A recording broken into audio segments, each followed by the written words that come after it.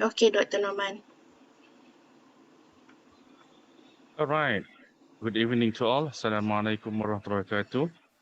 Welcome to our CME of MedtweetMY Advanced tonight with the topic of EchoMedtweetMY. Okay. Can you hear me clearly? Oh, cannot hear the video. Dah habis Can dah. you hear me? Can. Okay. All right. Okay. So we okay to start, Sarah? Boleh. Okay. So welcome everyone. Just repeat again. Assalamualaikum and a very good evening to all. Welcome to our next session of CME Advanced. Today we will talk about echocardiography by our distinguished speaker, Dr. Beni, that will talk to us regarding about echography to all our fellow colleagues in the medical fraternity. Before I proceed with the talk, just want to thanks to our main sponsor, CVS Medical, with collaboration with Philips and Hospital Umrah. So just to introduce our distinguished speaker, Dr. Beni. Okay, our handsome, tall and handsome guy, and not available again now, right? Yeah. So he's a consultant cardiologist in IJN, and he was with with IJN since 2012. Previously, he worked in Hospital Kajang and UKM Medical Center. His first degree was from New Zealand, and he did his specialist degree in UKM, and he also obtained fellowship in National Heart Association Malaysia, and as well as a fellowship in echocardiography from Singapore. So without further ado, I'll pass the floor to Dr. Beni.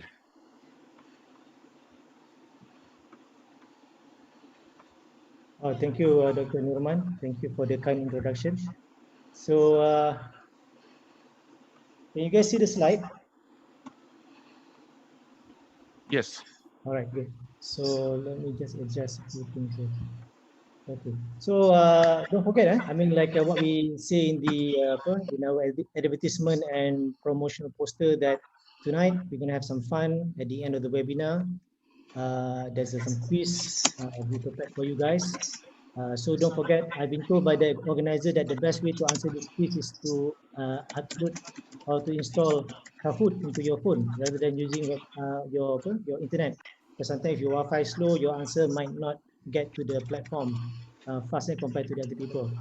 So without further ado, let me just. All right. So EchoMedtweetMY. The purpose of when I thought about preparing this presentation is because I remember when I was a junior staff, during my early years as a houseman, I noticed that there are a lot of people talking about echo, doing what rounds, but nevertheless, there's not so much of a training going on for junior housemen. We were told to go here and there, arrange, get an echo, go and get a CT scan or the MRI, but as far as imaging is concerned, we don't really get training in that sense. So it's kind of a frustrating as as your career progress, but not so much. It's kind of a stagnant in a way that and then sometimes when you see that there are teaching done for on echo, you have to pay for it. So I think that at some point nowadays that everything is is free, and there's a lot of webinar. How about if I just do this and share with our junior houseman and junior MO, which I think will be beneficial to some of us who's practicing clinical medicine in hospital. So these two photos here is a reminder of how echo started back in 1950s. You can see on the top photo is Dr. Inge Adler, a cardiologist from Sweden, with his friend Karl Hertz, who is a German physicist. If you notice, the surname Hertz actually quite famous. His uncle lent his name to the units of frequency, the Hertz frequency, cycle per second. So that was his uncle. That was the guy on the left. And the photo at the bottom is Dr. Harvey Feigenbaum, an American. who actually revolutionized the use of echocardiography, because it turns out in the 1950s when Inge Adler and Carl Hertz started to to develop the ultrasound for the heart clinical examination and investigation. There are a lot of skeptics at that time. People don't really trust or buying into the idea of using sounds to investigate the heart. So it's kind of fizzle off and die off in the late 50s to the early 60s. If not for Dr. Harvey Feigenbaum at the bottom, echo probably have not been the technology and the application that we use in these modern days. So now echo has come a long way. If you look at the last 10 years, there has been a lot of energy and passion and interest about point of care ultrasound, or short is POCUS. What POCUS is actually is trying to use echocardiography not just at the echo lab, but to bring it next to the patient, whether the patient is in the emergency room or in the critical care in the CCU or ICU. You can use it to identify and diagnose patients who are critically ill, faster, and try to change their management. So nowadays there are some medical schools out there, outside Malaysia, that actually has been embracing the technology of ultrasound. If you look at the picture on the left, the Lewis Scott School of Medicine, they don't only give stethoscope to their first year medical student, but they also give a portable echo ultrasound for them to start learning and use it in their clinical rotation. So I think maybe Dr. Nurman can try to look into our medical student training program. If we can develop the same thing here in Malaysia, that would be fun. Right. So echo is a very useful technology. We all know this. You can not just evaluate the anatomy of a heart, but also measure its function, or what we call the hemodynamics. From here, you can make a lot of diagnoses concerning the heart. You can diagnose a valvular heart disease, like mitral regurgitation, aortic stenosis. You can look at the heart pump and analyze the ejection fraction and see whether the patient who has shown us a breath in front of you has HFrEF, or what we call heart failure with reduced ejection fraction, or HFpEF, heart failure with preserved ejection fraction. And you can also screen patients with pulmonary hypertension. Not only that, you could also make a prognostication of patients' outlook in the future. As you know, left ventricle hypertrophy and left atrial volume index, or LAVI, are all independent predictor for cardiovascular for major adverse cardiovascular outcome, morbidity and mortality. And not just that, you could also use echo, like in this case at the bottom picture, we are using transesophageal echocardiography, or TEE, to guide a certain procedure, like in this case as a mitral clip, to clip the mitral valve, to treat the mitral regurgitation. You could also use echo to guide your balloon therapy in PTMC, in treating mitral stenosis. So there are a lot of usage in echo. You can use it not just at the bedside in the ward. It's portable. It's sort of affordable, more affordable than MRI, definitely. And it can give you a quick and live information about patient status. Right. So we have a lot of things to go through tonight. But since I designed this presentation more towards the beginners level, I know that some of you that join us tonight probably a seasoned, fellow in a hospital. You could be I know there are some consultants out there, the senior medical officer, or even our cardiac sonographer. But I think I need to go back to the basics, talking about the views. We have 4 main views: the parasternal, apical, subcostal, and suprasternal, and their divisions.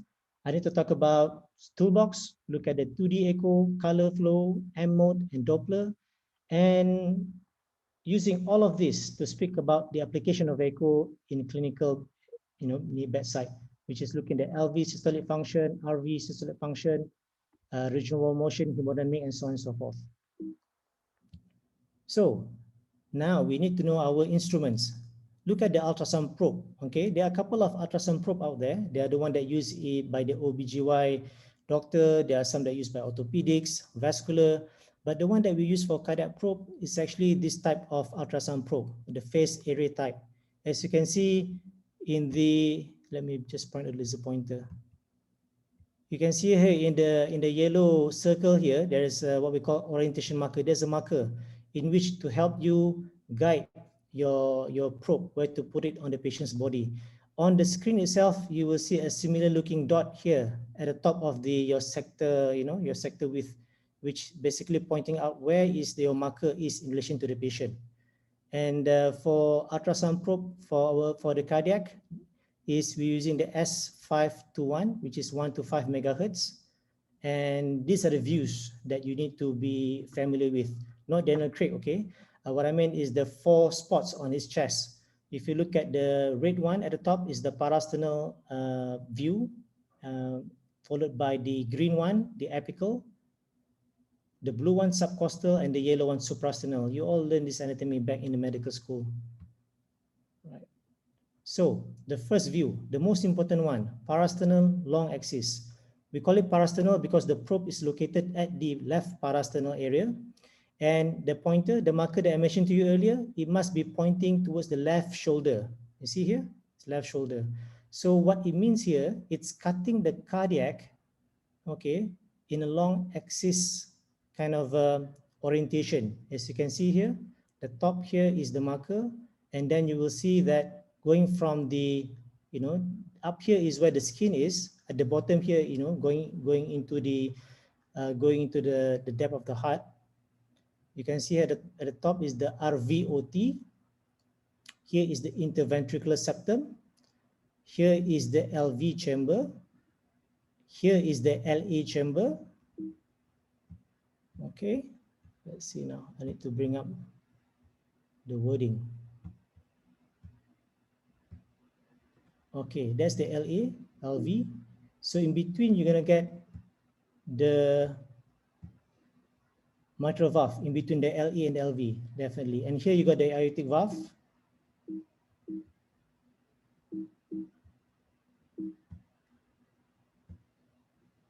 Okay, and between the aortic valve and the LV and the left ventricle, there is one interesting area which most of us do not know that it exists, but it's actually there, and we call it the LVOT. Okay. Something's wrong with my screen. Sorry, yeah. It doesn't move well.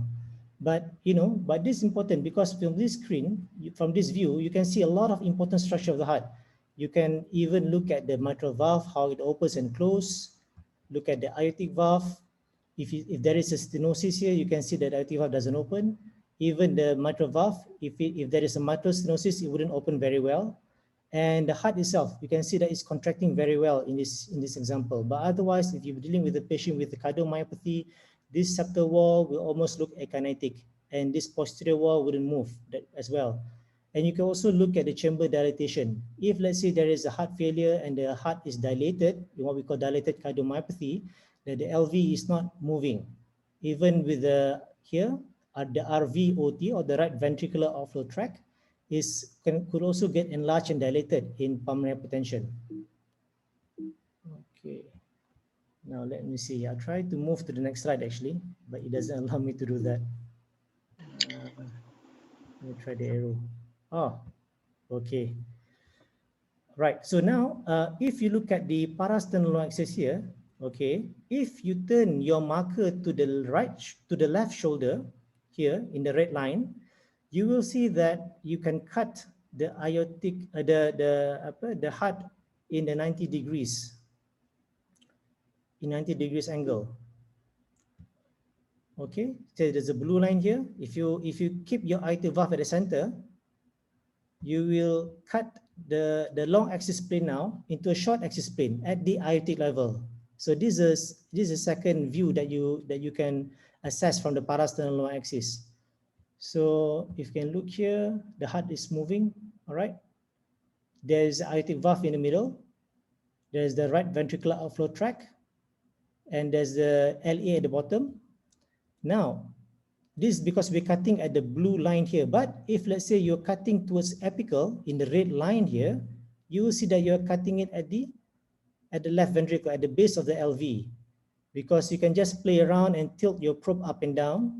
And now you are looking at the LV at the bottom.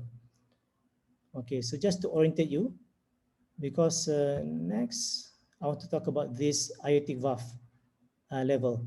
Here you can see the aortic valve in the middle opens and closes with the systole and diastole. So what you need to be aware of is the orientation. Again, I want to re-emphasize the one at the top near to the skin is your RV, because RV is always the anterior structure. And then you can have the LA at the bottom here. I don't think you can see my mouse here, so laser pointer.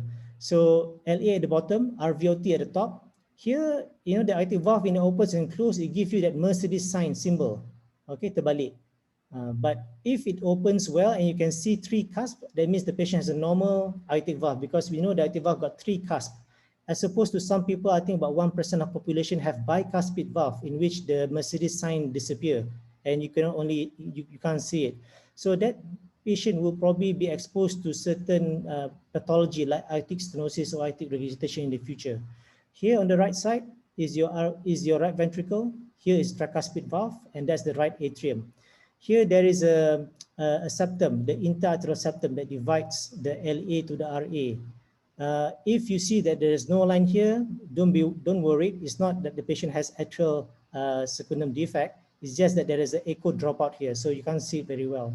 Over here, there's a pulmonic valve which can open and close as well. And if you see, sometimes, especially congenital cases, they might have problem with the pulmonic valve. So looking at the, again, at the parasternal short axis, if you were to tilt down into the LV, you can actually cut the LV into 3 separate levels. At the basal, there is we use the mitral valve as our landmark.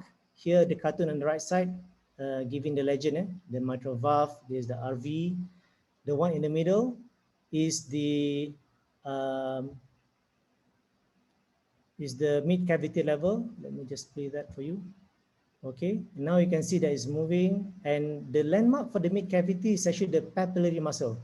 So the papillary muscle here, there's like a big 2 thing that inside the LV cavity, that's the pap muscle. So that's your landmark for the mid cavity. And the mid cavity is very good in looking at the regional wall motion, because the endocardial border is very strong here in this level. So if there is hypokinesia, patient post MI, we can see it more clearly than the mitral valve or the apex, which forms the 3rd level here. So basal, mid, and apex comprise the 3 different levels in the LV.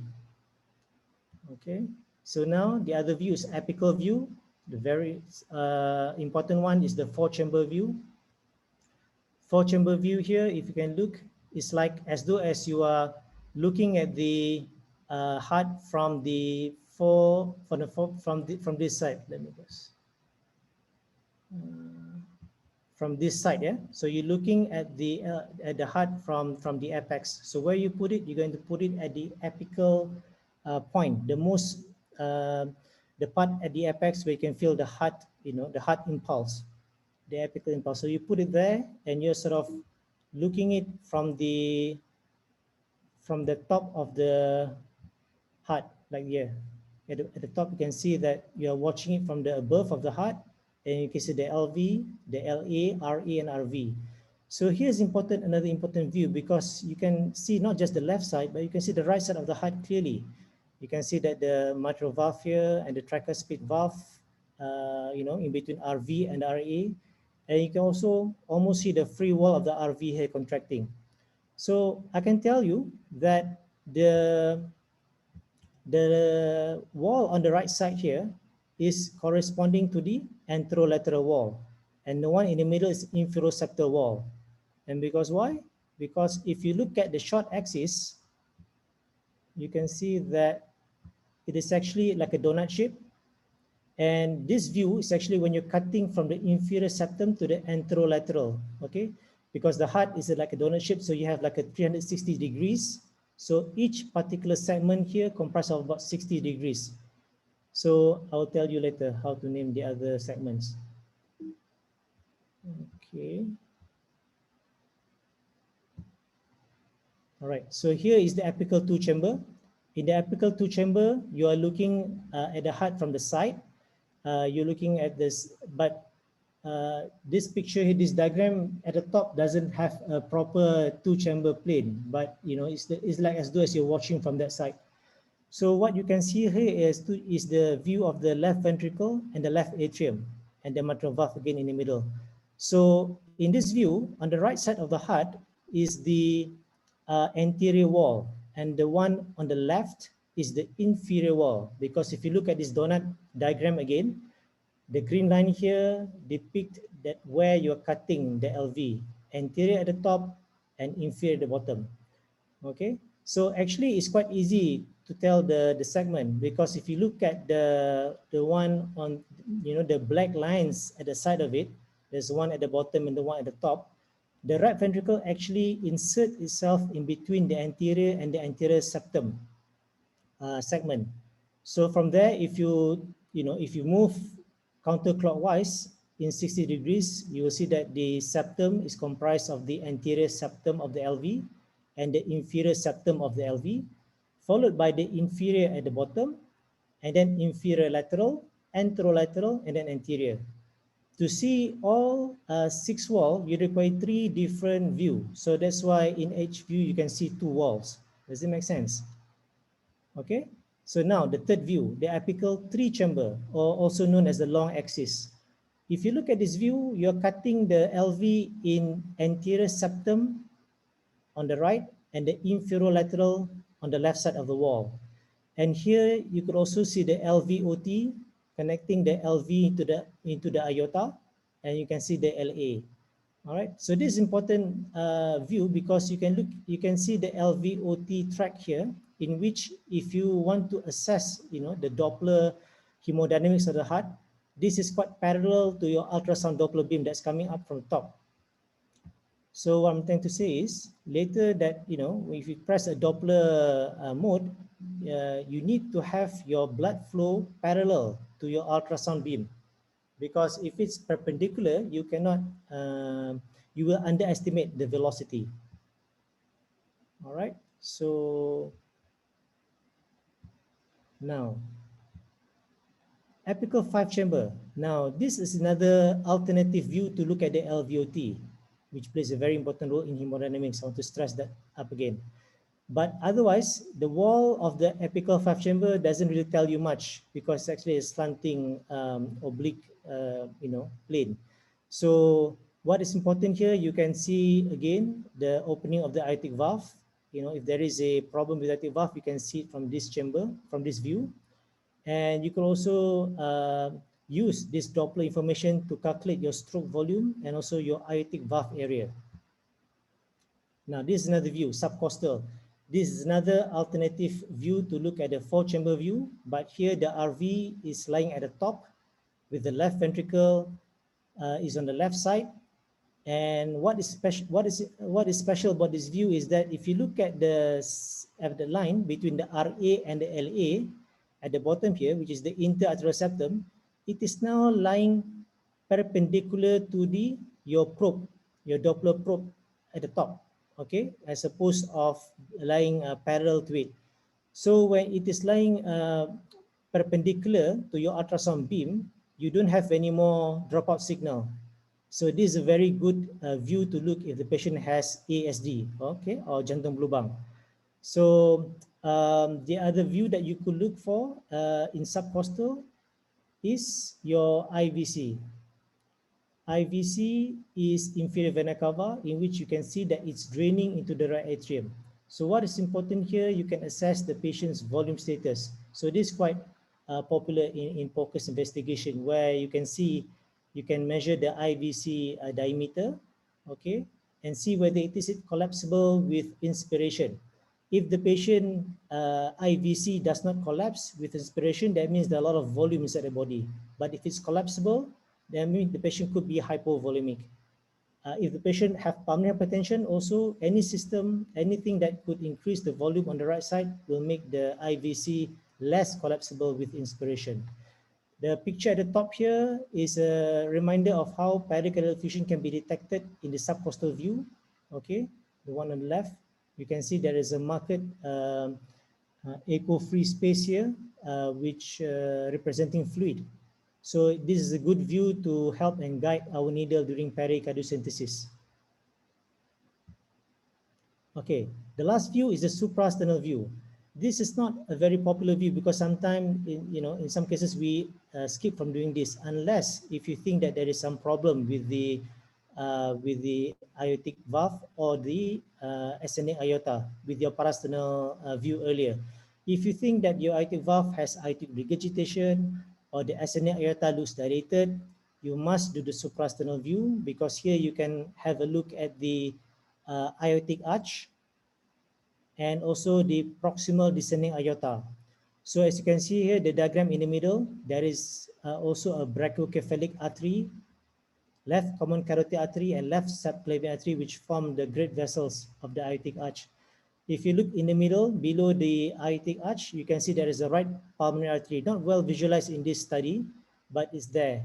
So because if you want to know if the patient has a patent ductus arteriosus, like the picture on the right, and you turn on the color flow Doppler, you will see that there is a flow or shunt connecting between the aorta to the pulmonary artery, and this is how it looks like with the color Doppler.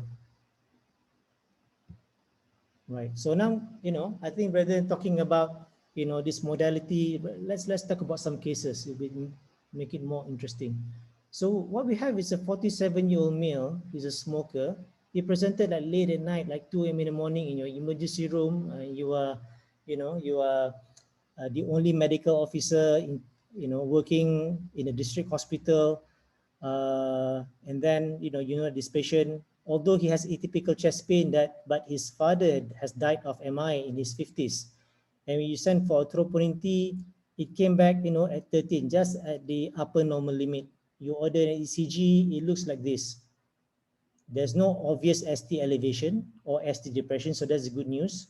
But as you can see, the QRS complex, doesn't look that, it has a kind of poor progression as it progressed from V2 to V6. So it doesn't have that good QRS progression. So something's not right here. And it turns out one of your consultant came by and pulled and said that, let's do a POCUS investigation. So he pulled out the brand new echo machine that your ED has bought, and then he performed an examination and say that this patient probably have ischemia. So why don't we send him to IJN or to Sedang Hospital? And it turns out to be a very good decision because the patient later during angiogram turns out that he has a problem with his artery. If you look in the coronary angiogram here on the left, it is a left atrial descending artery, and you can see that there is a focal stenosis, very diffuse from the proximal LAD at the top here, right to the mid segment and to the distal portions, as opposed to the right coronary artery here, which looks, pretty normal. There's no focal lesion. So the consultant has made the right call by sending this patient to a tertiary center that has an angiogram facility. Because what he probably noted in the echocardiogram is that there is a regional wall motion abnormality. As a very common word that we see in the echo report, ada tak RWMA, which stands for regional wall motion abnormality. In the left here is a normal echo in which you can see that the contraction is very well formed and vigorous. There's not a problem with the left, but on the right, you can see that with this patient, there is a hypokinesia involving the right side of the wall, okay? And almost akinetic at the top. So as we have learned earlier, the right side of the two-chamber view is a anterior wall, and the one on the left is the inferior wall. So this coincides with our angiogram finding that the patient has problem with this LAD circulation, because if you look at this diagram, which shows you the coronary supply of the LV, you can see that the anterior wall here on the right side of the wall, the two chamber is supplied by the LAD. The one on the left, the inferior, is supplied by the RCA. Don't worry about, try to remember all of this, because I can tell you these photos, images are all available on the internet. If you really want to find this specific diagram, you can type Lang et al. ASE, stands for American Society of Echo, 2015. There is a well written document or recommendation about how to quantify echo chamber. And if you look at the 4-chamber view here on the left, the one the inferior septal wall is supplied by the RC at the bottom, and the apical septal by the LAD, and the one the anterolateral is supplied by both the LAD and circumflex. And the one on the long axis, the anteroseptal is supplied by the LAD, and the infrolateral or the posterior wall is supplied by the CERT and the RCA. Okay, now if you cut the LV in the short axis, you will see the same thing. We talked about the 3 levels earlier: the red at the bottom, the yellow in the middle, the mid cavity, and the green line here at the apex. They all correspond to the red and the yellow correspond to this orange box here in the left. Okay, both level have 6 segments, except for the apical level, which has only 4 segments. So we talk about all the naming of the base and the mid ventricular, but for the apical, there are only 4: anterior, septum, inferior, lateral, because it is at the top of the at the LV, so there's not much of myocardial muscle there. So if you look at the anatomy supply, you can here look at the bottom, the anterior septum, again supplied by the blue LAD, red the inferior septum and inferior supplied by the RCA, and the yellow here, the inferolateral and the anterolateral supplied by the left circumflex. So when you look at your echo, try to remember which wall is supplied by which artery, because that will help you in making your clinical diagnosis. So don't worry, we talk about a lot of things tonight, and some of these new things could be new to you. So as Miyamoto Musashi, a 16th century samurai, have said, many years ago, he said that it may seem difficult at first, but all things are difficult at first. And he never lost a duel with his foe. So it takes time. But as time goes by, as you learn more and repeat looking at the echo again and again, some of these things will start to make sense eventually. So in terms of color flow, I don't want to repeat back the slides that I've shown you earlier, because they'll be redundant. As you know that when you do an echo sequence, all the 2Ds will be followed by color. So all your parasternal lower axis, you're going to put color there. Your apical 4-chamber, you can put color. So the color color flow Doppler is actually a form of pulse wave Doppler, is where the computer in the echo translate the information into color mapping based on the velocity. So I think I will share with you case. Okay, that'll be more interesting. So case 2 is a 30-year-old female with shortness of breath, and she was told, since she was young, that her doctor told her that she got some heart noise. And you look at the blood pressure is stable, respiration is okay, but as you put your stethoscope on the chest, you detected there's a pansystolic murmur, grade 3 out of 5. Okay, so you pull out your echo probe and pull out your 2D examination. It seems that at the first glance, there's not much going on. You can see that the heart is contracting well. Doesn't seem like she's in the heart failure. But as you turn on the color Doppler, okay, you start to see that something is not quite right here. On the left is a normal echo color, okay? It's on the right. The one at the top is a different patient. The one at the bottom is our patient. So let's look one by one. Okay, here at the top, you see that there is a color flow which doesn't look quite right. It looks turbulent. It looks going into the wrong direction from the aorta here back into the LV. So what is it? There's a severe aortic regurgitation, okay? As opposed to our patient here at the bottom, there's a flow now, a similar looking turbulent flow, high velocity, going from the LV into the LA. So it makes our patient has mitral regurgitation. So that's one of the functions of color Doppler, is to assess any abnormal flow. So you can see the direction, you can look at the lesion and identify where is the lesion. Okay, but the second important question is not just where is the lesion, but what causes the problem. Like in this case, what causes the mitral regurgitation? If I were to show you these two pictures side by side, the one on the left belongs to one patient, our patient, and the one on the right belongs to another patient, you can see that both patients have mitral regurgitation, no doubt. Look at the flow. The flow is flowing from LV to LA in both color Doppler. All right, they look similar, but I can tell you, both patients have different pathology. Although they have mitral regurgitation, if you look at our patient, our 32-year-old female, actually, if you look back at the 2D, you can see there is something wrong with the mitral valve. Okay, the mitral valve has two portions here. You can see from the parasternal axis, the anterior leaflet and the posterior leaflet. Let me turn on the laser pointer. The anterior leaflet and the posterior leaflet. If you look at the tip of the anterior leaflet, it looks thickened. And actually, if you look closely, there is like a prolapse. Okay, it's kind of a prolapsing back into the LA here. It doesn't look normal at all. So this is actually the cause of the mitral regurg. And when you have a mitral regurg due to the mitral valve problem, you call it a primary MR. It's a primary mitral regurgitation. Okay, because it's prolapsing, it interfere with the coaptation of the valve, and you can see that the jet, the mitral regurgitant jet at the top here, back to the color Doppler at the top, you can see that it's actually pointing contralateral to the problematic prolapsing valve. Okay, if let's say the prolapsing valve is the posterior leaflet, you will see that the anterior jet, the posterior jet here turns to the anterior. So it's always like towards the opposite direction. So that is one clue that you're dealing with a primary MR.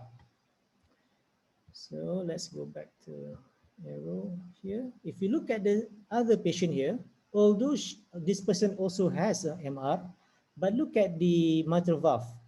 It doesn't look prolapsed, but it looks like it is stretched, it's tented and tented. Okay, it's you can see that it almost doesn't touch in the middle. What happened here is because the mitral valve here has become a victim of a sick LV. Why is the LV contracting like this? Because it has a poor function. This patient actually has a dilated cardiomyopathy, secondary from myocardial infarct. So when the heart is enlarged, it pulls the papillary muscle, especially the posterior leaflet, and causing interference with the mitral valve coaptation. So the second patient here has secondary MR. Secondary MR because the problem of the valve is secondary to the LV problem. So these differences has to be to be understood very well, because they both have different treatment. For the patient, symptomatic patient with the primary MR earlier, this patient without doubt you will send her to to a surgeon for them to repair. It's a class 1A indication. But for a severe MR, secondary problem, secondary like the LV, the problem is not with the mitral valve. So for this patient, the indication for surgery is actually class 2B. What is important for the second patient is actually to receive a good optimized medical treatment, to treat the heart failure first before you deal with the valve. Okay, again, this is a third example of what causes the mitral regurg. You look at the apical four-chamber view here, that there is severe mitral regurgitation. But if you look in the second image, you will see that the problem with the mitral valve is something somewhat different from the first patient, from the first two patients. Here you see there is a mass, and if you zoom in into the mass, you will in the third, sorry, just let remove this. Okay. In the third diagram, diagram here, you see that the mass is clearly well defined, looks almost globular, and it actually has caused perforation of the mitral valve. That's why you see that there is a mitral regurgitation. And these are one of the two indications to go into surgery. One, if you have a perforated valve, and second one, if you have a large mass, about 1 centimeter and beyond. So this is something that you don't want to wait, because patient can develop congestive cardiac failure and perhaps cerebral embolism. Now, let's go into measurement. We cannot talk about echo without talking about measurements. So going back to the 2D image in the beginning with the parasternal view, actually you have to do measurements. It's not just about looking at some picture and eyeballing it. You do have to make certain measurement, because in science everything is objective. So in the two-chamber view, you can use this, caliper. It's just as easy as turning on the button on the echo machine. You can measure the caliper in the diastolic frame. Measure the interventricular septal thickness, the intercavitary and diastolic diameter, and also the posterior wall diameter. Again, you do the same thing with the systolic frame, the end systolic frame.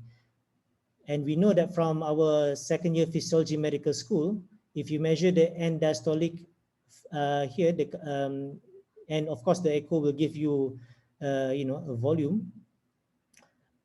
Later on, you can calculate the stroke volume, and from that you can get the ejection fraction by using a certain formula inside the echo machine. So this is what we call a Tekol's method. They're looking at they get the stroke volume and the EF deriving from the measurement of the LV diameter, the stroke volume, the LV diameter at the mid level here, as opposed to the biplane Simpson, which I'll tell you in a while. Okay, so this is a picture of another dilated cardiomyopathy here on the right. As you can see here, this is typical of a patient that with a low EF. And one tip for you guys tonight is that if you're looking at the parasternal axis, try to look at the anterior mitral valve leaflet here. You can see that it's hardly moving.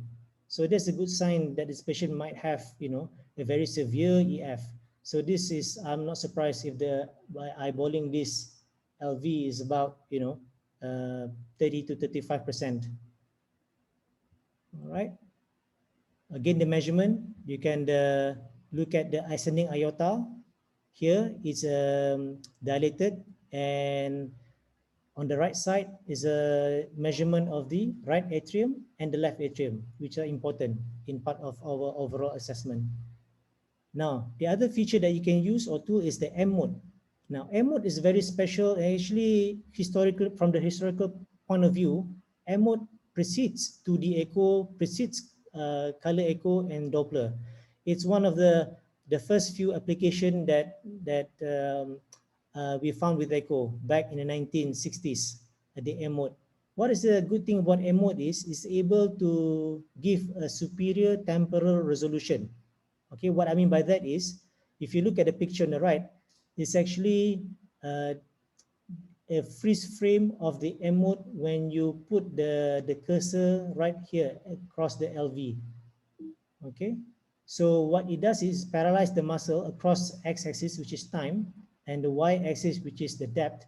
You can clearly define the endocardial border. So because if you try to do it in the 2D image, sometimes you cannot separate the pec muscle from the LV wall. But here you can see all the lines quite clearly, and you can measure all the chamber, the wall, the septum across different cardiac cycle, again in the diastole or at the systole, right?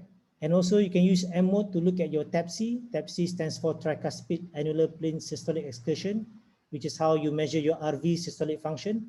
So what happened here is that you can put your M mode cursor along the blue line here, which basically try to intercept the tricuspid annular plane. And when you press the M mode button, this screen will come out, the screen on the right, in which you'll see that this is actually the length of your tricuspid annular plane. It moved from the end diastolic to the peak of the systolic, giving in this line direction. So what you need to do is to measure that line. Okay, here there is a yellow line here, exactly what we measure. So that actually gives you the TAPSE value, how far the tricuspid annular move, during its systolic excursion. And here is about 2.45 centimeter, which is normal. A normal value is anything more than 17. Okay, so now is the modified Simpson method, the biplane method of this, the recommended by the current guidelines. So to do, Simpson method biplane, you need to freeze frame the heart into, in diastolic and systolic. Okay, but after you freeze frame it, you have to draw your cursor, along the border of the endocardial. So once you've done that, the computer will give you the volume of the LV. Once you got the volume in the diastolic frame and another value in the end systolic frame, the computer will give you the stroke volume, because stroke volume, as we know, is end diastolic minus end systolic. And if you want to get your ejection fraction, you have to divide that by your end diastolic volume again. Then you can get the ejection fraction. So here the ejection fraction from the apical four chamber is 47%. But bear in mind, if your echo lab only does a single measurement of stroke volume from a four chamber view, what you get is actually not a Simpson biplane, but a Simpson uniplane. To get a Simpson biplane, you need to get another set of value from two chamber view. As you can see here, two chamber, again, you freeze your frame at end diastolic and end systolic. It will give you the second plane value. So using both apical four chamber and the apical two chamber view, you get your biplane Simpson. All right. So here, as you can see, if you only use a single plane value, the one at the top here, you can see that the EF is only 47%. That's actually a mildly reduced EF. But if you to do biplane, you can see that the actual final value is 51%, which is a normal EF. Now, these are the guidelines of the current EF. Okay, if you look at these various guidelines, they have a different value about what is normal and what is abnormal. If you look at the first 3 or 4 guidelines here, the new BSE, old BSE, they are all imaging guideline. Okay, they are a bit more systematic. They're a bit more strict, in which they will divide your EF into 4 different value. But if you look at the clinical guidelines at the bottom here, the current one is the European, the ESC 2021. They actually divide the EF into 3 separate segments. Even the American. So in the past, they talk about the 41 to 49% as either the preserved EF borderline for the American, and for the European, they use the term mid-range EF. But nowadays, actually they just released it last month in August. The new recommendation has now changed the mid-range EF into the term mildly reduced EF, 41 to 49%, because they found that patient in this category can actually benefit from medication that we classically use for HFrEF, like your ARNI, your ACE, ARB, and so on and so forth. Okay, I probably need to speed up a little bit now. Okay, now case number 3. You have this very handsome looking patients right in front of you. He's about 40 years old, complain again, shortness of breath. If you look at the echo report, you will notice that in the echo report says everything is almost normal. Normal EF, normal LV size, normal LV wall thickness, and normal LA size. Nothing seems to be wrong. But if you look clearly and carefully, actually there's a statement also written there. Appears to be reverse LV septal movement in systole and diastole due to RV pressure and volume overload. So what does that mean? So that means you have to go back to the echo images and look at what is going on there. Okay, and if you can look at the parasternal axis view here, there's something wrong with the RVOT. It looks enlarged compared to the normal RVOT. Okay, and you can see that the LV is almost squashed, and it doesn't dilate very well during even diastolic, or doesn't contract well during systolic, in which is sort of pressed down by the RVOT. So if you look at the other chamber view, the apical four chamber here, you can appreciate, the normal picture on the right. You can see that the RV is very enlarged and very dilated. It's sort of more than your LV here. Even the RA has overwhelmed the LA on the side. So obviously there's something wrong with this right side of the heart. So who can guess what this patient has? Again, if you look at the color Doppler, and again here we use a subcostal view to get a proper look at the interarterial septum. You can see there is something here, a turbulent, a jet, a shunt going from the LA into the RA. So this patient actually has a secundum ASD.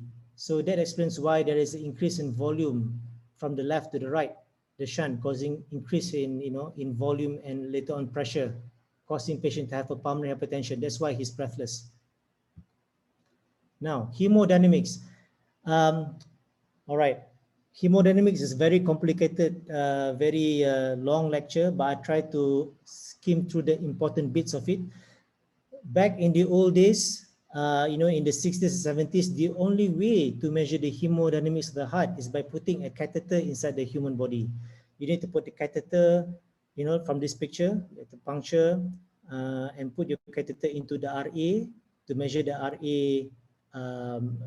the pressure, and then look at put the catheter inside the RV to measure the pressure inside the RV, and so on and so forth in the pulmonary artery. And this one is the PAWP, the pulmonary artery wedge pressure. We actually still do this in our lab because this actually is the gold standard. But before we want to do this, you want to make sure that the patient has somewhat signs of pulmonary hypertension. So you want to screen and select your patients very well in the echo lab before you bring them into the cath lab, because this procedure is considered as invasive, putting a catheter inside the body. So nowadays we can actually calculate hemodynamics by using echo Doppler. So there are a lot of application in this sense. You can measure the cardiac output, you can measure the stroke volume. If you have ASD, you can measure the shunt quantification. If you have valve problem, you can measure whether the valve, the valve area. You can look at the valve gradient, and the patient have like mitral regurgitation, you can calculate the regurgitant volume and also the LV diastolic function, not just the systolic. Okay, but the Doppler effect, is somewhat different from your 2D and color Doppler, because in Doppler effect, what it uses is actually a Doppler, like when you have, when you got speed trap, when you are, when you're driving fast and the police speed trap you. So basically that what they're using a Doppler effect as well. So what they do is they target your car and look at the velocity of your car. So that's what actually the Doppler is doing with your red blood cells. It actually measures the velocity of the red blood cells and translate that into a gradient, if you want to look at the pressure gradient. Okay, so this is a spectral Doppler.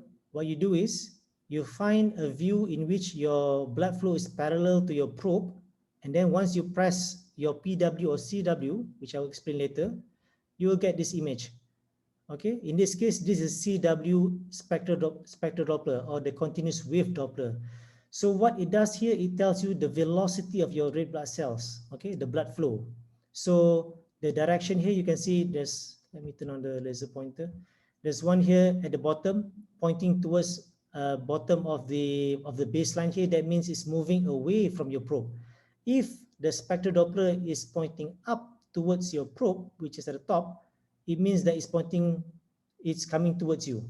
So in this case, since this is a 5-chamber view in which the flow going downward is from the LV into the aorta, this is actually a flow coming from the aortic stenosis. Okay, and the one at the top here is actually coming back from the aorta into the LV. Okay, in that direction. That means this is an aortic regurgitation signal. As you can see here, when they measure the aortic, the spectral Doppler for the aortic stenosis here, they got the gradient of 53 millimeter mercury with a maximum velocity of 4.6. So this satisfies a severe AS. So they will send this patient to surgery. Okay, there are two types of Doppler, the CW or continuous wave and the PW, which is the pulse wave. So, okay, there are two differences, and these are important for you to remember. The two different modality is for separate clinical indication. Okay, what the continuous wave does here is actually the probe is sending a continuous signal. It keep on sending signal to the red blood cell, and it also keep receiving signal coming back, bounce back by the red blood cell back to the transducer. So by using this technique, the probe can actually detect, the highest gradient along this line. It doesn't matter where it's coming from, but it will detect the gradient. So, for example, in aortic stenosis, you are not so worried about the stenotic level. All you want to know is what is the velocity level, what is the highest velocity level. If it's more than 4, so you're going to send patient to surgery, right? Because it's aortic stenosis. So this is how they do it, by using CW. It will detect the highest velocity and hence the highest pressure gradient along that line. As opposed to the pulse wave, to make it short, actually it only sends one signal at a time. It receives one signal from the top here to the bottom, and you will decide where you want to put the signal is. Like in this case, you can see that there's a marker here, a sample volume, or in this case, in the echo, you'll see like a thunder, in equal sign here, which where you want to tell the echo, I want to know the velocity at that particular area. So you press your PW, the echo will give you a signal, and this is actually a PW signal telling you what is the velocity and what is the pressure at that particular site. In this case, is the LVOT. All right. So if you want to know the highest gradient again, you use CW, because this example of how we get a maximum velocity of the tricuspid regurgitant jet. As you can see, the sector width now is coloring at the tricuspid valve at the right side. Okay, let me just change it back to arrow. Okay, so what it does here is you're going to put your cursor here along the tricuspid valve and, oops, sorry. Okay, and it will give you a gradient, but this gradient is actually tells you the highest gradient along this beam from the RA into the RV. So as you know, the RV is at the top, RA is at the bottom, and the spectral Doppler is actually going down away from the probe. So this is the gradient difference between the RV going into the RA. And here, if you look at the value here up at the top right of the the right screen, the TRV max, it says that the Vmax is 4.1 meter per second. So that's actually the maximum velocity of your tricuspid regurgitate, and the computer will tell you what is the maximum pressure gradient, the difference between the RA and RV. So here is 69. So 69 is high because anything more than 35, more than 40 is considered high. And actually by this number alone, you can tell that this patient has pulmonary hypertension. Using the Bernoulli equation, for those who are interested to know how they got it, is by using P equal to 4V squared at the bottom here.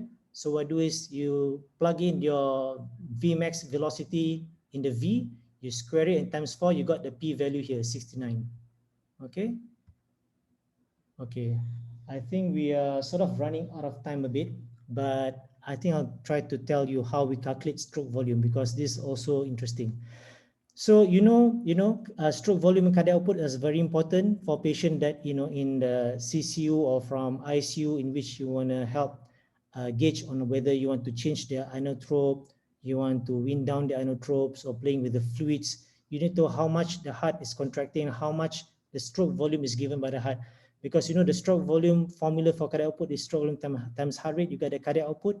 So this is the beginning of the measurement.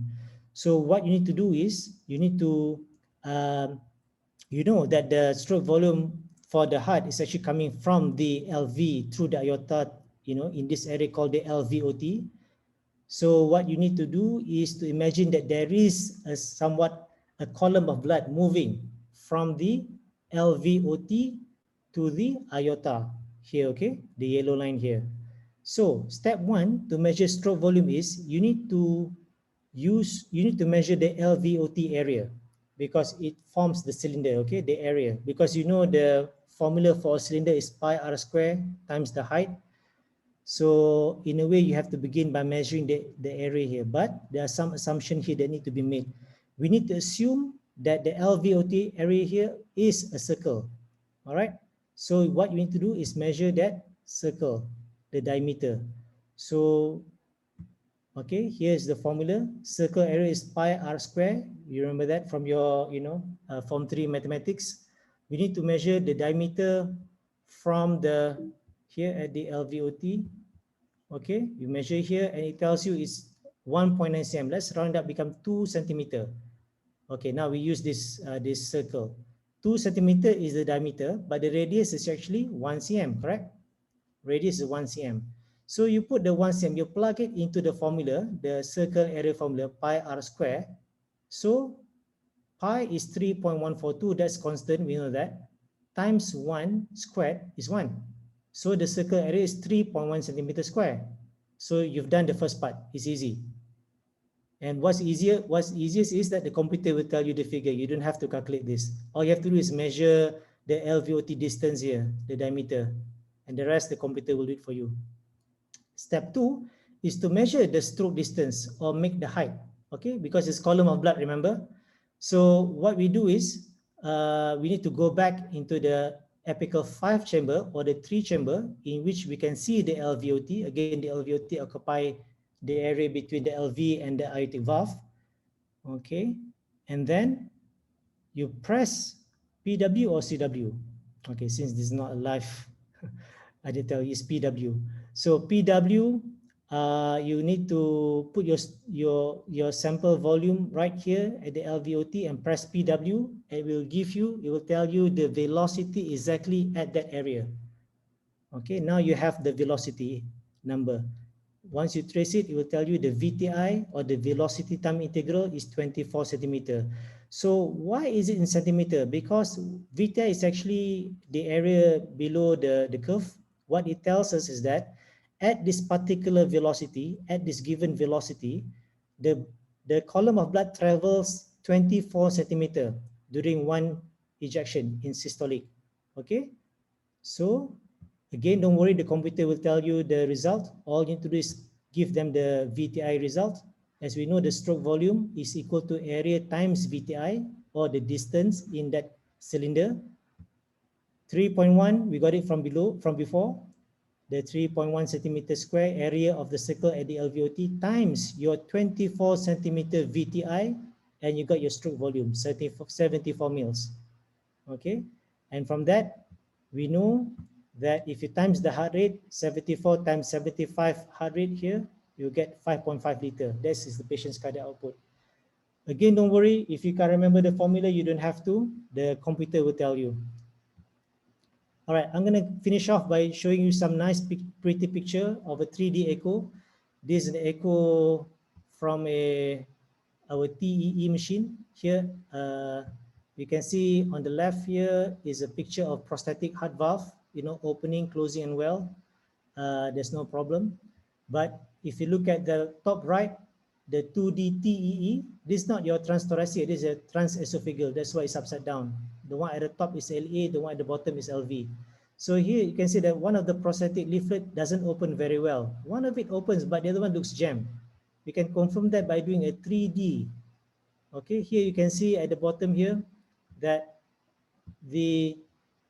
one of the leaflet doesn't open. Only one is open very well. The other one is jammed. So we send this patient back to surgery for correction. All right, and I want to show you one of the latest technology that come from Philips. Smart people at the Philips laboratory, in which they come up with a true view, which shows you a photorealistic image of the valve. You can see here that you can play around with the light source, and you can look at the depth. This is actually an image from a mitral clip procedure, where if you turn around the light source, the white circle there, with your finger, it will give you a different perspective about the mitral valve structure. Compared to the right side, it's actually your normal, 3D picture from TEE. So technology has come a long way. So they just come up with a new technology this year, which is a true glass, not just by showing you the anatomy, but the true view picture could also give you a color. Okay, and on the right side, it can tell you where the color is coming from the side angle. Okay, so it's very, very nice and informative. All right, so we've gone through a lot of concept tonight, a lot of numbers, but don't worry, you do have to remember the number, because this slide, I always try to remember that at the end of the day, even Einstein couldn't remember what is the speed of the sound. When somebody asked him what is the speed of the sound, Albert Einstein said, "I do not carry such information in my mind, since it is readily available in books or nowadays internet. The value of going to a college, listen to your lecturer, is not learning on facts, but it's actually the training of the mind on how to think." So with that, I leave you to our moderator again. Oh yeah, final slide. always tie in echo findings, patient's clinical, quality echo exam is important. And don't forget, echo is not only the only modality is around. You can still use other imaging like MRI, CT scan to help you deciding what is the patient's diagnosis and help the patients in the end. And always try to revise new information within 48 hours. Repetition is always the key. Thank you. Okay, thank you very much to Dr. Beni for a very comprehensive presentation regarding echo. Okay, now we'll pass, before I pass to Chris, that we'll do some quiz, online quiz for all. Just there in the chat box, I've put a link for attendance and CPD point record. Please do fill in. And the form will be open until midnight. So I'll pass to Chris. Hello, good evening, everybody. I do see some questions in the chat box. Do we want to address that first? You want to answer now or? We go to the quiz first. Okay, we go for the online quiz first. Let Okay, it be tengah-tengah panas kan. So Sorry, everybody has to open their Kahoot, yeah? Yep. Everybody, can you please log into, it is very advisable to log in via your handphone or in a separate device so that you can see the questions and the answers in a separate and get them correctly, because the fastest and the correct answer will get very exciting prizes from Philips. The first prize, I believe, is an air fryer. So I shall share my screen. Do you see it? Yes. Okay, please log into our PIN 5852272. So we're having about 480 participants here. So, okay, very quick. We have, so shall we wait till we get approximately 300? Can we get a 300? 300 what? Participant? Yeah. Okay, I see Dr. Rafida is joining in, and she's a consultant. Takkan. Oh, Okay. Chan lah dekat our house officer and medical officer. And also CVT are not allowed, are not encouraged to join because you guys dah super senior, tak aci lah. Dekat adik-adik. Okay, so if let's just say you are using aliases and cute names, ECG, smiley faces, do let us know if you're the winner. Do let us know if how can we send the prizes to you. Address yourself. You can send your. Please take a screenshot of the badge and then send it to our organizer. Yeah. Okay, 180. 184. Come on. Any more? Second prize will be a pressure cooker. We have 3 prizes, eh? Yeah. 3 top. That means if you answer correctly and you're the first one to answer or the first 3 to answer, then there'll be, the points will be cumulated. We will count the final points from that. Who's the correct answer and the fastest answer? Very exciting game. Any more?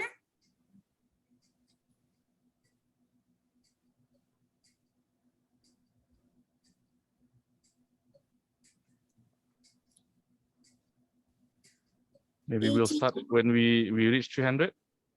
Yeah, shall we? So 80 more, come on. I think they're just trying to upload the Kahoot code. Probably they're trying to download the app. Okay. In the meantime, I just want to apologize because during the the presentation just now, I couldn't move some of my slides because need to turn off my laser pointer, go back to arrow. Because I want to show some things in the in the diagram, so I need my laser pointer. But then I cannot move the slides again. Need to change it back and forth. Wonderful presentation. Oh dear. So next time I learn how to do that lah. Man, there'll be one more session for you, Dr. Beni.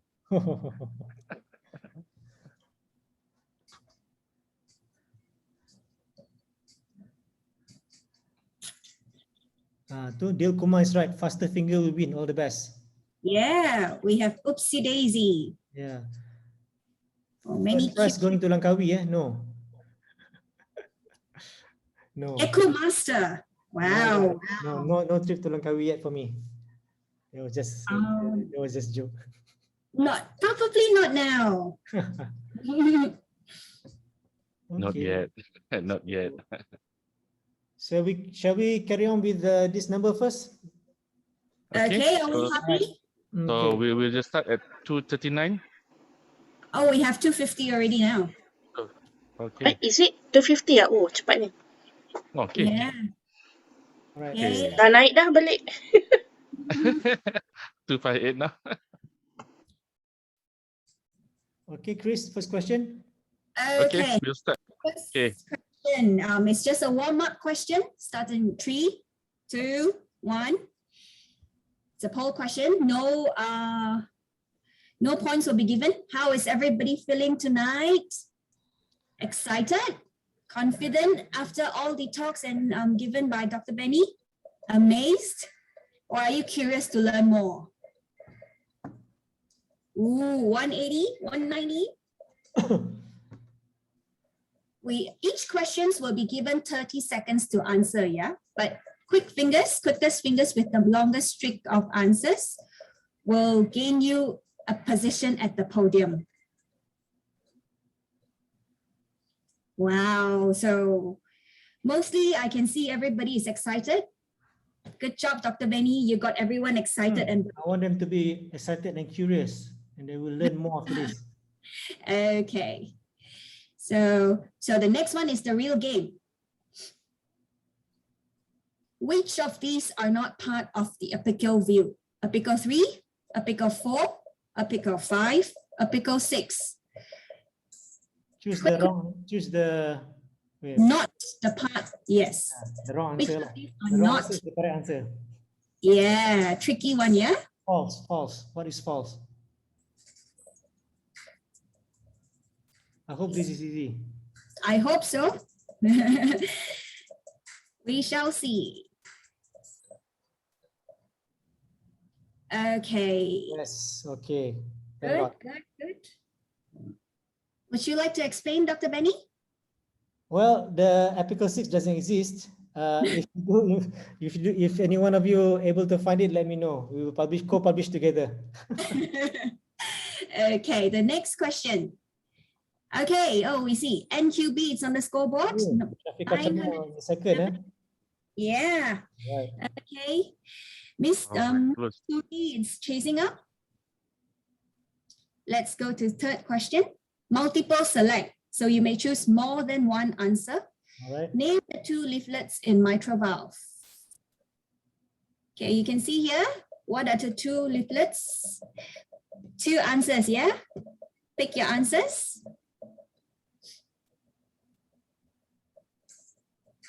Wow, all the answers are coming in very quick. Okay. I told you guys in the parasternal long axis, you can see 2 leaflet.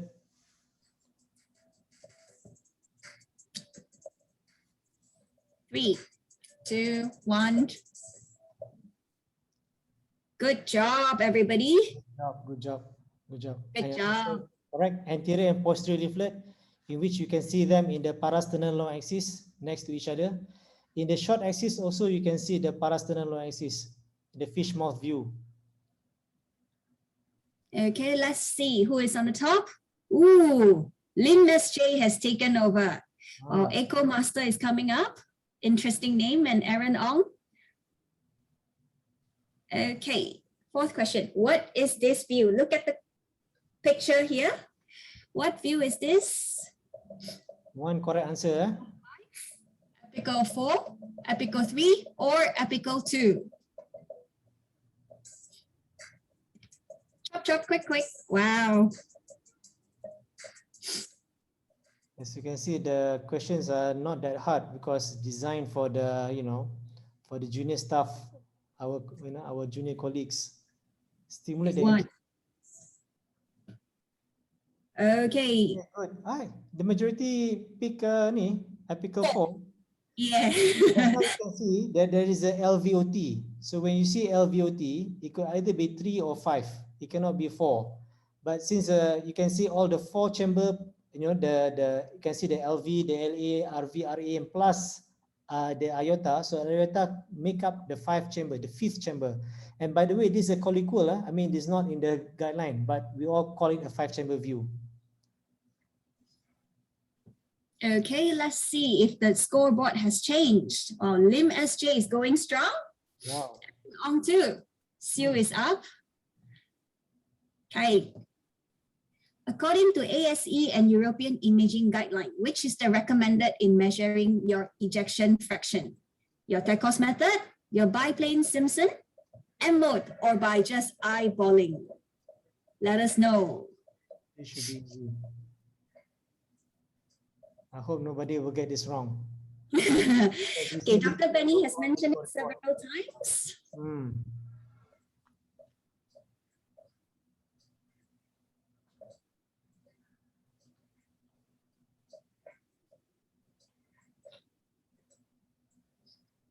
Oh, good, good. Some are still picking M mode, eyeballing, and Tekos. So it's the modified Simpson biplane. If you look at the just now the reference that I give you, the length ASE 2015, that is the current recommendation from ASE. They say modified Simpson's biplane. The other technique is by using 3D volumetric. Also, you can, if you have a 3D feature in your echo, it's very good. It is more accurate than your modified Simpson's biplane, but because it's not widely available, it's not really done as a routine standard way to measure EF currently. Okay, let's see our scoreboard. Ooh, Lim SJ is still on the top. And Wow. Sue, good job, good job. And Aaron Ong too. Okay, we have 9 players who has 3 answers straight. Okay, the next question. Which wall does this represent? Have a good look at the image. So which wall does this represent? Any hint, Dr. Beni? Just now, I talked a lot about one wall just now in the presentation, so it should be the other wall. The other wall, yeah? Yeah. What I talk about like just now is on the right side, so now the question is on the left side. Is it the anterior, septal, inferior, or lateral? Yeah. Pick the correct answer. Okay. Good. Most of you got the right answer, inferior, because this is a 2-chamber view. 2-chamber view, if you look at donut shape, the right side is the anterior wall, the left side is the inferior wall. All right. Okay, let's see. Oh, we have changed. Sukanya S is on top, is coming up. Question number 7. Which Doppler technique gives us the highest velocity, hence the highest gradient? So continuous wave, your tissue Doppler imaging, color Doppler, or pulsed wave Doppler? Which one can give us the highest velocity? I talked about this just now, like for aortic stenosis, pressure between 2 chamber, you need to use this Doppler. CW, TGI, color. Oh, good job, everybody. You got it. Great, congratulations, guy. So tissue Doppler imaging, we don't cover it just now. I'm out of time, but actually it's good for diastolic assessment. What you need to do is just put your PW at your, your tissue, either the medial or lateral annulus of the mitral valve. Then you PW it, you get your tissue Doppler imaging. Okay, let's see the leaderboard. Oh, we have some movement here. Aaron Ong is up. HYL, it's also coming strong. Sukanya S. Which of these measures the RV function? Your tricuspid regurgitation velocity, RV area, TAP-C, or the LAVI? Wow, I see that many people are very excited already. All the answers are coming very quick. This is the M mode feature just now, where you put your M mode at the tricuspid valve annulus on the lateral side, and you press your, that button, the M mode button, it will give you this this value. Good, everybody got it. Yeah. Okay, let's see. Ooh, not much changes on the top 3 position. Okay. Last 2 questions. Which of this view is taken at which LV level? Your apex, mid cavity, basal, or the apical cap? The clue is at the landmark of that I don't want to give the answer out. Oops. Look at the landmark. What do you see? Do you see? Okay. Clue, that is the mitral valve there. Time's up. Okay. Okay, a lot of you pick up mid cavity as the answer. Mid cavity landmark is a papillary muscle, but what you saw just now is a fish mouth of the mitral valve, and that represents the basal LV. All right. Ooh, Muhammad Haris. Good job. And Sukanya S. Aaron Ong as well. Let's see if you can stay at the top. Last question. Last question. Yeah, name the echo feature from Philips that gives you a live 3D with virtual light source. This is something that Dr. Beni mentioned at the end of his presentation. True heart, true view, live view, or your true love. One of the latest technology coming from Philips. We have a lot of Philips machine in our hospital, and I personally use it a lot. Thank you very much for the support. But okay, 4, 3, 2, 1. Let's see. Oops. I accidentally. But anyway, the answer is true view. Number 3, Muhammad Haris. Number 2, Aaron Ong. Number 1, drum roll, Sukanya S. Yes. Congratulations. Tanya. Okay. Don't forget to screenshot. So please take a screenshot of the badge from your phone or device that you're using and send it to our organizer, yeah? Congratulations, everybody. All right, congratulations, guys. Hopefully you guys enjoy the talk, and we'll start to use this as a platform to learn more about echo. Don't be afraid of touching the probe, and always tag along with your sonographer, because they are all experienced, bunch of people. So get some tips from them.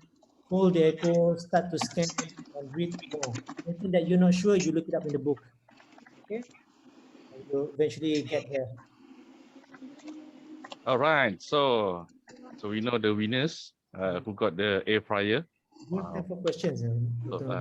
Okay, so thanks again to Chris and for sponsoring the prizes tonight. So we'll go for question and answer. I think a lot of people understand your presentation, so it's only a couple of questions here. I think it's just a simple question. The things that I managed to jot down is from Lim Aini, stated there how to get suprasternal long axis view. Oh, okay. That is actually one of the slides that I showed earlier. Suprasternal long axis. Suprasternal. Okay. Suprasternal is actually the one that when you put your probe at the suprasternal notch area, it's actually right here. If you look at the screen, you can see either here. Okay. So one of the tips to do this is you have to extend your patient's neck like that. So what you can do is you can put it at the edge of the bed, or you can put some pillow at the back of the shoulder, so you can tilt up the neck a little bit, and you just pointing out with your marker pointing to the left. Okay, so that's how you take your suprasternal notch, your suprasternal view. Okay, thank you, Dr. Beni. Another one is I don't know how I just read it out. In CW, it's Vmax or V min. Okay, repeat it. I need to look at the. In CW, it's Vmax or V min. It's from Khairul Izzah. In CW. I'm not sure what. V min. Okay, the Vmax means the maximum velocity. The mean is the mean velocity. So if you look at the CW, you want to look at the maximum gradient, you need to look at the maximum velocity. Okay, as opposed to your, but it depends on what you want to look at. If you want to look at the aortic stenosis, you want to know the mean gradient. Okay, because that is how we use, that's how we define aortic stenosis, by using mean pressure gradient, which is more than 40, or the maximum velocity more than 4 meters per second. Okay, so different clinical questions need sort of a slightly different modality lah. But for the pressure between the RA and RV, just like now I show you a picture of the TRV max. So that once you look at the maximum velocity, the V max, because that will give you the maximum gradient. Now I didn't go into detail on how to get the right ventricular systolic pressure, which is actually one of the more important thing that you need to look at in echo, because there are two parts to it. The first part is by looking at the TR maximum velocity, like I showed you earlier. You get that gradient. So now you have the gradient difference between the RA and the RV, right? The second part is to look at the inferior vena cava, because the inferior vena cava will tell you what is the pressure inside the RA. If the inferior vena cava is dilated more than 2.1 cm and it is not compressible with your sniff, that means it's dilated, right? So we give a maximum value to our mean RA pressure, which is about 15. But if it's less than 2.1, the IVC diameter, and it's compressible, we give it a value of 3. And anything in between, we give it a level of 8. So once we got a value inside the RA pressure, you can tambah, add it up to the gradient difference. You tambah, and then you get, that's your RV-SP pressure. And if there is no pulmonic stenosis, your RV systolic pressure is equal to the pulmonary artery systolic pressure, and that is what we wanted. We don't really want the RVSP. What we want is the PASP, because that will tell us the value inside the pulmonary artery. But bear in mind, from Doppler, what value you get is only the systolic pressure, the pulmonary artery systolic pressure. But the definition is mean pulmonary artery mean pressure, and you only can get it from your cath lab. So from echo, you screen your patient. If your pulmonary artery systolic pressure is high, that means likely of patient to have a high mean pressure as well. These are the patient you want to send to cath lab for a proper gold standard diagnosis with using your catheterization, right heart catheterization. All right. Okay. So we have a potential cardiologist in the making, Azwan Akmal here. Hi, I'm a student here. Out of all the view for the echo, which one is the best view to see abnormal or malformation of the heart? Or we really have to check from all points of views? To be comprehensive, you have to look at everything, because, with everything life, let's say, for example, like opinions, you have to take a different opinions to make up your opinion. So it's the same thing with echo. It's just a tool. But to me, the one that tells me a lot is your apical four-chamber. But if you look at how POCUS is designed, POCUS is actually looking at critically ill patient, and you want to get the most valuable information, the quickest and the fastest. What they do is they use 4 view. They need to get a parasternal view from the long axis parasternal. Then they got the apical four-chamber. Then you get your subcostal view. And what's the 4th one? I think 2-chamber as well, if I'm not mistaken. Oh, sorry, maybe the IVC. Maybe our consultant from HKL is doing a lot of focus. Dr. Azamani could clarify that. Not sure whether he's around tonight. Okay, so we'll get to the next question from Muhammad Rasul. Any tips to get right plex, PLAX? Right plex. Okay, so this is the view that you want to look at when you want to assess aortic stenosis better, because sometimes, as I said, the key of getting the right gradient, the highest gradient, is by making sure that your ultrasound probe is parallel to the blood flow, because sometimes you might underestimate the velocity because of the aortic stenosis, because a lot of calcium there, you might not get the good parallel flow One of the other view to get is the right parasternal. So, but it's not easy, I can tell you. But it's actually at the opposite side of the left parasternal border. Go to the right, but somehow to get it, sometimes I've seen people try to use a PDOF Doppler, try to get the highest gradient there. PDOF is a special probe, the thinness like a pencil shape, because it's not easy, you need a lot of experience. But where do you put it? You put at the right parasternal. All right. So next question from Afif Shahar. Any tips to identify tamponade? Right. So one of the best view to get a tamponade is from the subcostal view.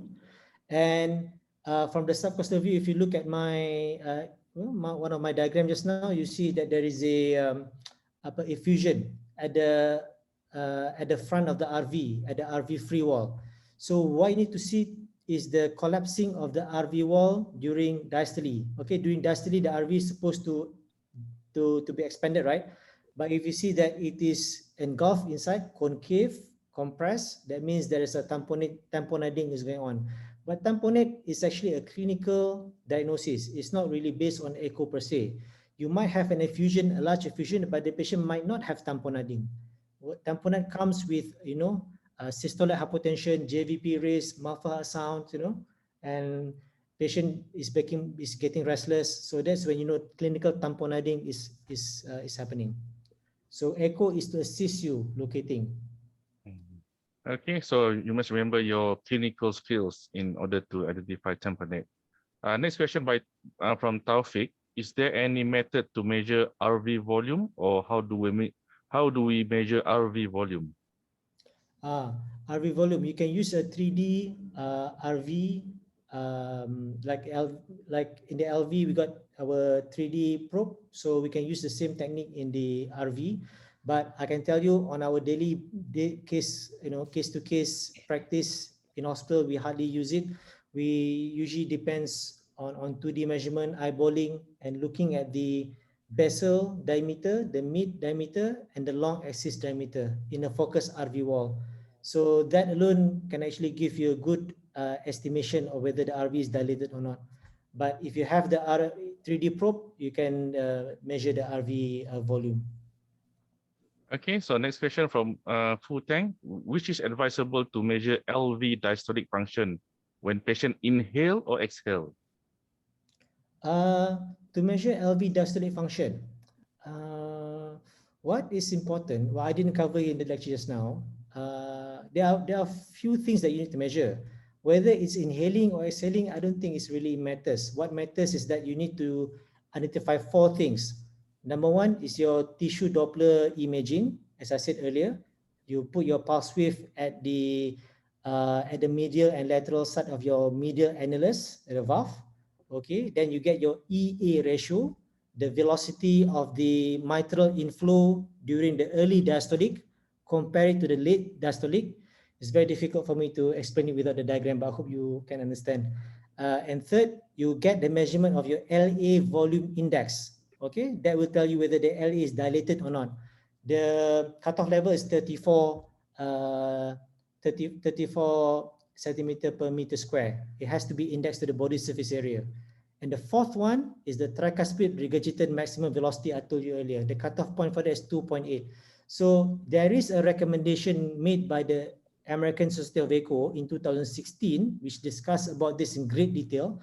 But those are the 4 crux that I told you earlier. There's a famous diagram that you can look in that recommendation. Go and find it. It's right in the first 4 or 5 pages, where it shows you it has to be like, if you satisfy 2 out of 4 criteria, it gives you a certain probability. But if it's 3 out of 4, it's more likely that you have an LV diastolic dysfunction. But you only satisfy 1 criteria out of 4 just now, likely that you have a normal LV diastolic function. All right. Okay, I think one more last question. I think I don't know whether it's for Dr. Beni or for us organizer. When will be the next session? So never mind. Just watch out. By Mr. Fahmi. Okay, so just watch out for our portals, for our advertisement regarding our next session. Do follow us in Twitter, Facebook, Instagram, and everywhere else. We'll be making ourselves present to all. So once again, I want to say thank you to Dr. Beni for a wonderful presentation tonight. It's a full house tonight, 500. Really apologize for people who are unable to come in. It's always for Zoom. It's always first come first serve. So 500 is the full house tonight. Alhamdulillah. So and once again, I would like to say thank you to CVS Medical for being our main sponsor, and also for our collaborators, Hospital Umrah and Philip, for supporting us in our session tonight. Anything from Chris? Final say? Of course, thank you everybody for attending, and thank you MedtweetMY for the opportunity given to us. Thank you, Dr. Beni, for the wonderful session. That's all from me. Good night, everybody. All right, thank you, Chris. Okay, Wait, for the any nak buat screenshot, nak pictures. Okay, so I will stop. I will allow all to start videos so that we can take some pictures before we end tonight.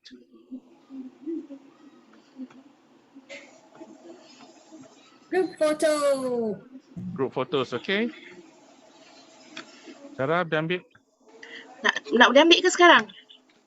Turn on all your video. I want to Turn see. on all videos. Thank you, Neva Shini. Okay. Oh, Dato' Azhar is in. Okay. Semua orang dah buka ah? Macam mana nak print screen? Okay, dah. Print screen satu.